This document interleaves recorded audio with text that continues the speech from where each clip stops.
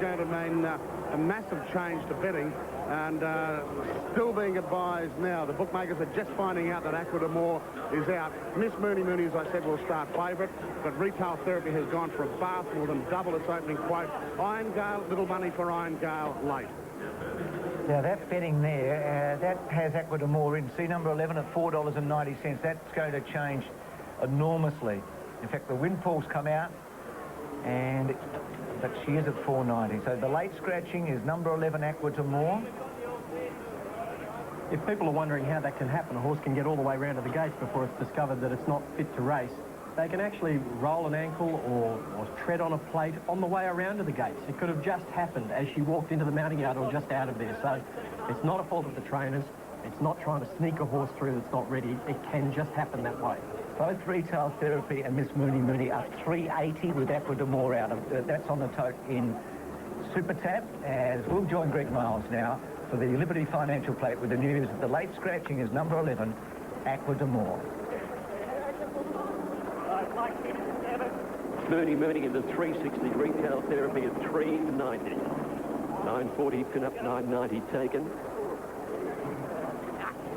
Aqua d'Amore, the late withdrawal. Starter heading over to the ladder now. Incidentally, Drakan was vetted and was found to be lame in an off-hind leg after failing in the previous. Field set. Ready to run at the 1400. Couple of attendants in. Several runners. They're racing. Deep in the Woods began well. Pin-Up didn't jump well. Straight out the back at the start. And Retail Therapy began very quickly, is out looking for the lead early. Miss Mooney Mooney's come across fast and is up there on the outside of the front runner. Right behind them, Perfume Gilliam, followed by Deep in the Woods, fourth on the rails. Placely being followed then in the field by Desert Marauder out wide, and then trailed just behind them, Our Sweet Moss. Almost a length to Taken and one Provence, a length and a half Pentelicon. They were being followed down the side then to Iron Gale and Vintner well back on the fence. Second last was Sarah Michelle and Pin-Up, who didn't jump well at the end. 700 left to go and Retail Therapy has the lead and the rails from Desert Marauder and Miss Mooney Mooney. Right behind them in fourth placing, Deep in the Woods on the fence. Being followed by Perfume Gilliam, and back behind them is Provence looking for a way clear from Taken. Desert Marauder is out wider as they swing around the turn. Our Sweet Moss and then Pentelicon pulled out wide. At the 400 metres, Retail Therapy led from Miss Mooney Mooney. Two of the more favoured runners kick away by 3 lengths to Deep in the Woods. Perfume Gilliam. Vintner is next. Nothing else is making ground at the 200. Miss Mooney Mooney and Retail Therapy with Miss Mooney Mooney taking a slender lead. Deep in the Woods, Vintner next to them. Pin-Up from a mile back. Miss Mooney Mooney in front, but here's Vintner, and Pin-Up is going to be a giant run with Loose LaBraw. Vintner in front, board out, got the money. Vintner beats Pin-Up 5 out of neck, 3 lengths away. Third, Iron Gale ran on from Deep in the Woods, and Miss Mooney Mooney weakening the last little bit of the 1400 today. Sarah Michelle, Provence, Perfume Gilliam, Pentelicon, Retail Therapy. Further back is Taken. A long break to Desert Marauder at the end of the field, and Our Sweet Moss was last home. It was set up for the late close as well, and plenty of pace early, and Retail Therapy and Miss Mooney Mooney really had a big war from the 400 to the 200, and you could see the joy in Dwayne Dunn's face when he went over the line on the winner. I mean, every race today is a big win, and Melbourne Cup jockeys are having a pretty good run at the moment. Dwayne Dunn has a ride in the Cup today.